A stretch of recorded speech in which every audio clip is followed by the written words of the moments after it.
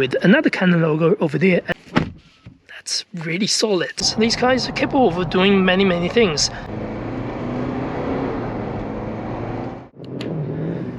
Hey guys, this is Jerry. This is the all-new GWM Cannon Alpha. Today we are looking at the basic spec for New Zealand, Australia. This particular vehicle is called Cannon Alpha Lux Diesel. Lux meaning in the train, diesel meaning for the drivetrain. In terms of size, it's exactly the same across all the Cannon Alpha.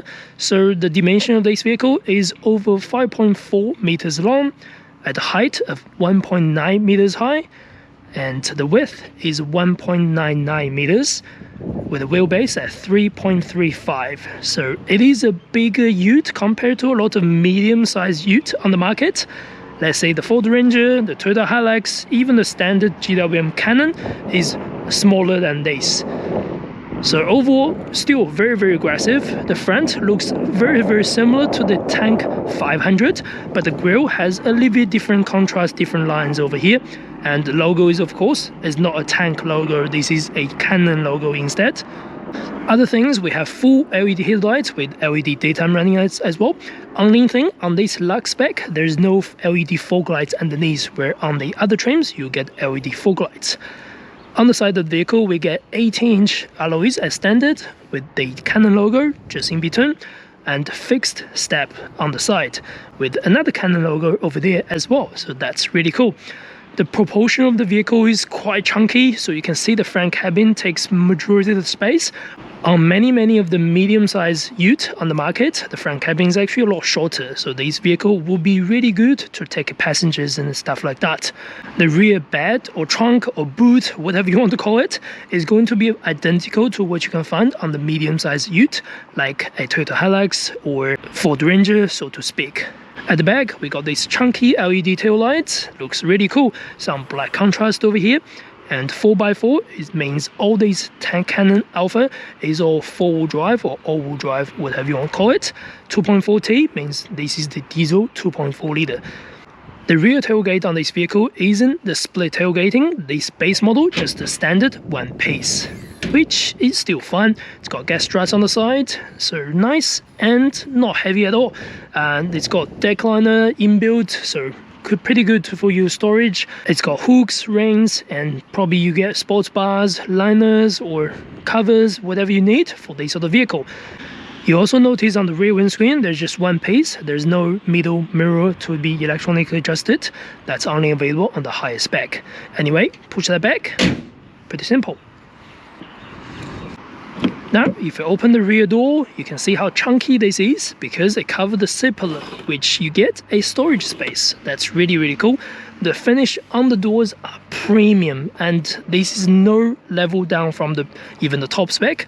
Leather finish inside, leather finish over here, piano black, chrome over here. Only at the bottom you get plastic. Even the top is a soft plastic cover.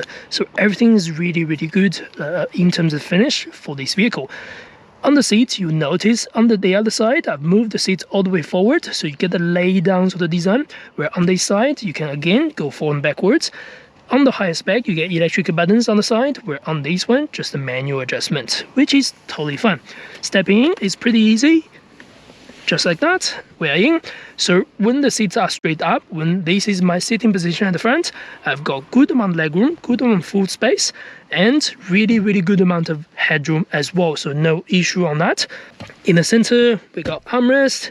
There's no wireless phone charging, but you get storage panels and cup holders, which is pretty simple. Some additional storage over here, air vents over there, and 2 USB charging underneath. Small pockets on the seats as standard. If you want, you can slide the seats just like that. That's all the way. So you get limited foot space, but your seats are quite nice. It's a little bit laid back position, and of course your seats can be more forward if you need a little bit more leg room. Otherwise, go back. There we go. That's more space. I really love that design. Now, all the Cannon Alpha get keyless entry and push button start available. The seats on the base model is called Fox leather or synthetic leather. They're not as premium as the hub spec, but compared to any other ute on the market, this feels really nice. Look at the cushion, they're all soft touch material. Electric adjustment is also available on this base model. Closing the door, sound again. That's really solid. Starting the car is pretty simple. Push button start. There we go. How cool is that? Notification sound on the vehicle. The engine, of course, will start. Let's talk about the features inside the vehicle. First thing, the steering is like the Tank 500. You get volume control, phone controls, everything on the left. You get display on the right to change a few things of what you like on the dashboard. Behind the steering, lights, window control, cruise control, you can find it at the bottom. The center screen is 12.3 inch on this particular version, where the mid and top spec gets 14.6. The width is actually the same, but the height is different. So bigger screen versus smaller. The functionality is still there. Even for this basic spec, you are getting a beautiful 360 camera that allows you to see the vehicle, do a 3D. That's really nice. The camera resolution is really good for its price. In New Zealand, this one starts at 54,900 plus ORC for the New Zealand spec. And if you're looking to purchase one, why not contact us at Ebbett Pukekohe. We are the authorized GWM dealership for your needs. In front of us, that's a 12.3 inch digital dashboard. You can control a few things. You can adjust a few things on the right, on the left panel. If you need, you can even display a guide mode, which show you the navigation on the screen. How cool is that? So that's also available. In case you haven't noticed, we actually have a heads-up display tunnel over there, but the heads-up display is not available for this particular spec. That's a little bit strange, but it's what it is. I guess you can just ignore it if you do not want it. And in the center, some wooden-like plastic trim over here, some nice soft touch on the top. The Canon logo carries on, and some direct buttons for the AC. I really love the direct buttons for the AC control. That's really smart. And that's the cover for your phone. There's no wireless phone charging, but you do have USB charging that connects to the bottom. USB storage just underneath.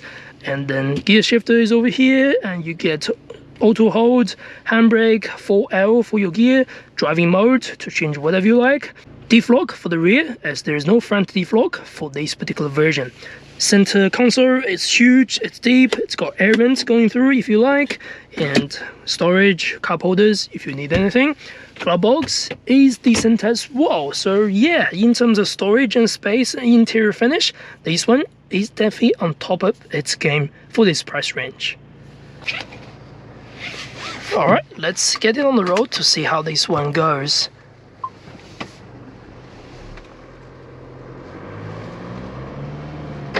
First thing, visibility wise, pretty good for the size of this vehicle. The side mirrors are huge for this particular size of the car. Obviously, when someone's towing anything, it will be handy if you can see everything around you.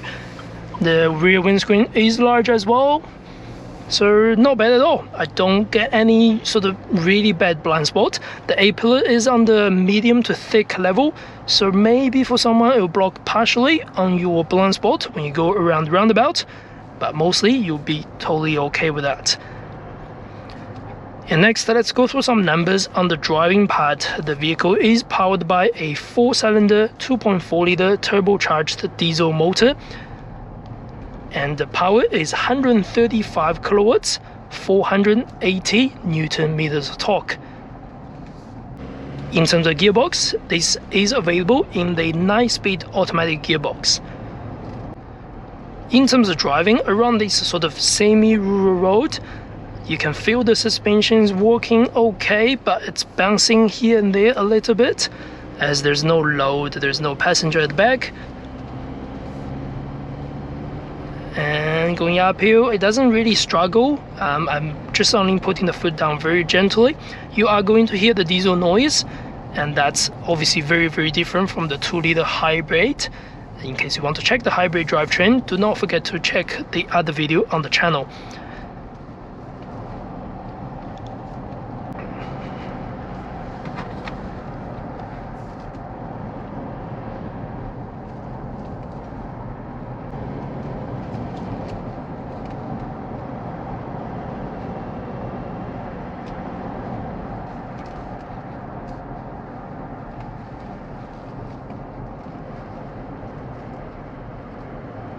In terms of suspension, the vehicle has got a coil spring double wishbone suspension setup at the front. At the back, that's a leaf spring live axle. So it's quite a different setup from the traditional SUV like the Tank 500. It doesn't feel as premium, or the riding doesn't feel as comfy as the Tank 500. But overall, as a ute, this is what you expect. On this country rough road, it felt quite bouncy. It does go here and there into places, but once you get on a nice open motorway driving, it felt really nice. It felt smooth. It felt, you know, noise level is relatively low apart from the diesel motor. So overall, it's pretty good actually. Sorry again.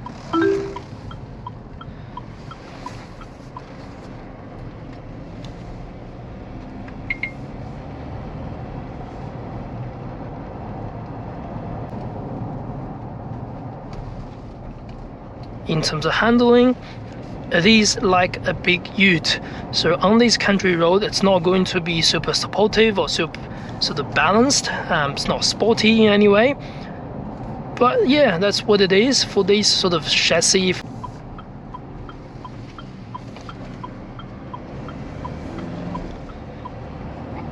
Alright, now we are on the quiet surface. Let's do a small acceleration. We can go into sport mode by twisting the dial. Let's go from 10, 1, 2, 3.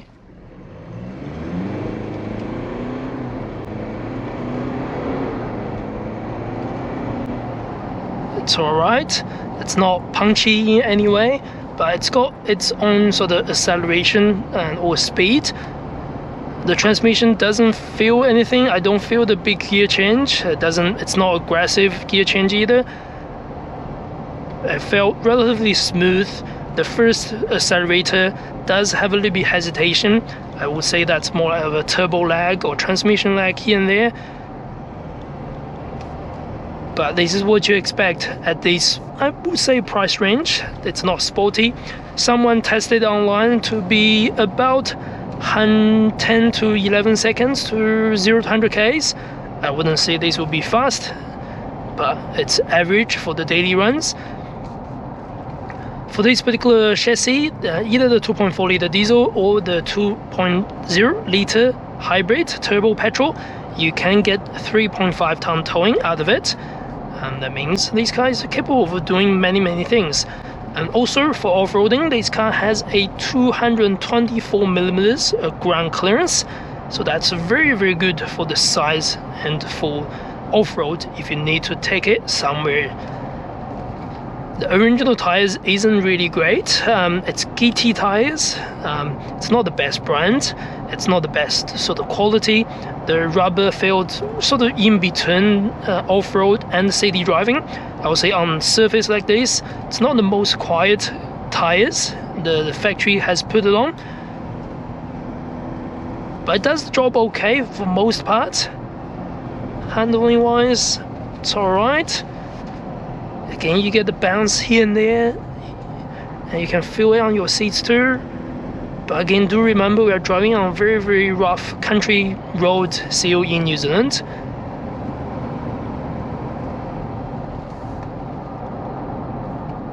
I would say once you get to know how the transmission works, it's pretty nice actually. There's very little hesitation on the pickup speed, and you can feel the understeer when I go this corner.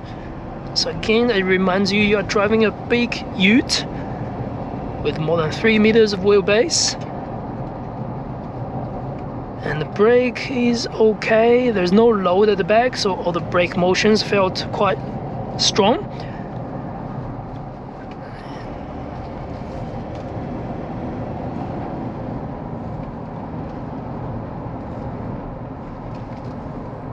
Whenever you want to push it a little bit more on the corners, it sort of just reminds you that, you know, it's a big ute, stop doing that, things like that.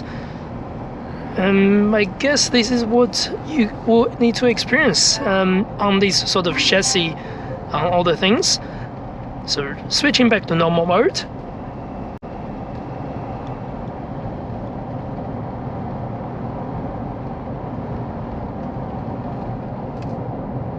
And fuel consumption wise, average fuel consumption by factory claimed is 8.9 liters per 100 k's.